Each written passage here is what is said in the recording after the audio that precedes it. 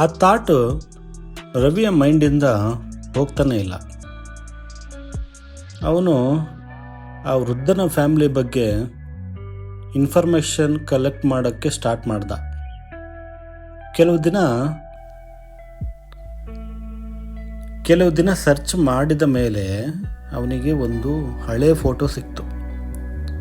ಫೋಟೋನಲ್ಲಿ ಒಬ್ಬ ವೃದ್ಧ, ಅವರ ಪಕ್ಕದಲ್ಲಿ ಒಬ್ಬ ಯಂಗ್ ಮ್ಯಾನ್ ಅಂದರೆ ಹುಡುಗ.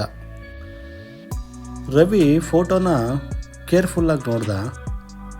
ಆಮೇಲೆ ಅವನಿಗೆ ಶಾಕ್.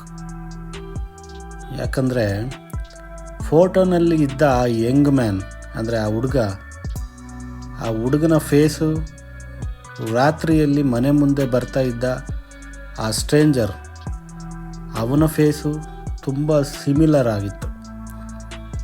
ರವಿಗೆ ಆಲ್ಮೋಸ್ಟ್ ಕನ್ಫರ್ಮ್ ಆಯಿತು ಅವನೇ ಇರಬೇಕು ಅಂತ.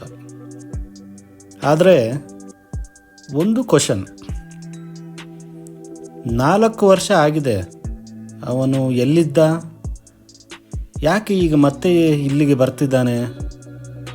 ಆ ರಾತ್ರಿ ರವಿ ಕ್ಯಾಮ್ರಾ ರೆಡಿ ಮಾಡಿಕೊಂಡು ಹೊರಗಡೆ ಕಾಯ್ತಾ ಕೂತ. 12:20, 12:25, 12:30, ಎಕ್ಸಾಕ್ಟ್ಲಿ 11:30ಕ್ಕೆ ಅವನು ಬಂದ. ಮನೆ ಮುಂದೆ ನಿಂತ. 5 ನಿಮಿಷ ಆದಮೇಲೆ ಯೂಶ್ವಲ್ ಆಗಿ ಹೋಗಬೇಕಾಗಿತ್ತು. ಆದರೆ ಈ ಸಲ ರವಿ ಅವನನ್ನು ಫಾಲೋ ಮಾಡ್ದ. ಅಂದರೆ ಆ ಹುಡುಗನನ್ನು ಫಾಲೋ ಮಾಡ್ದ.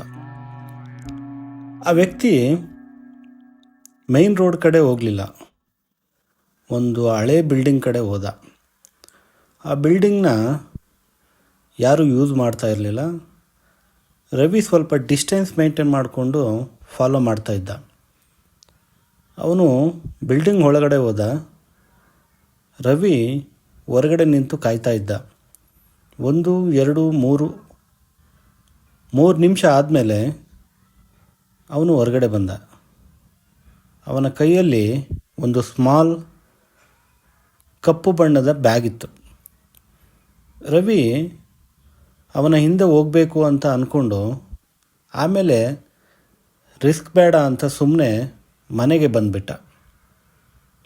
ಮರುದಿನ ಬೆಳಗ್ಗೆ ರವಿ ಆ ಹಳೆ ಬಿಲ್ಡಿಂಗ್ ಹತ್ರ